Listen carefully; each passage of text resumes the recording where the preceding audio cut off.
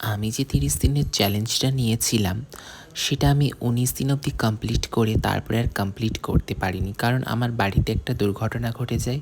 সেটা হচ্ছে আমার বাবা পরলোক গমন করেছেন। যদিও আমাদের সম্পর্ক খুব একটা মিষ্টতাপূর্ণ ছিল না, কিন্তু তবুও হাজার হোক জন্ম দিয়েছে বাবা বলে কথা। আর আমি আমার মায়ের মুখ দেখে আরও সেটা সহ্য করতে পারছি না বলেই আমার ব্লগটাকে কন্টিনিউ করতে পারিনি। মাকে দেখলে আমার ভিতরটা যেন ফেটে যাচ্ছে। যাই হোক, তো আজকে সকালটা শুরু করছি সকালবেলা দুধ ফুটিয়ে, যাতে সারাটা দিন ভালো যায়। এই তো জীবন থেমে থাকে না, সময়ও চলে যায়, মানুষও চলে যায়, কিন্তু পেট তো আমাদের বন্ধ থাকে না, সেটাতে তো আহার দিয়ে পরিপূর্ণ করতেই হবে।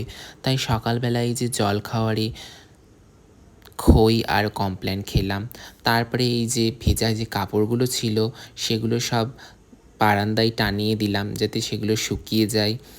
বাড়িতে তো নানান মানুষের এখন যাতায়াত, সবাই হবিষ্যি দিতে আসছে, তাদের দায়িত্ব কর্তব্য পালন করছে আমাদের প্রতি।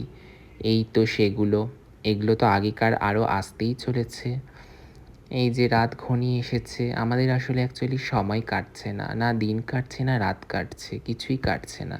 তো আজকের মতো এখানেই শেষ করছি, দেখা হবে আবার একটা অন্য ব্লগে।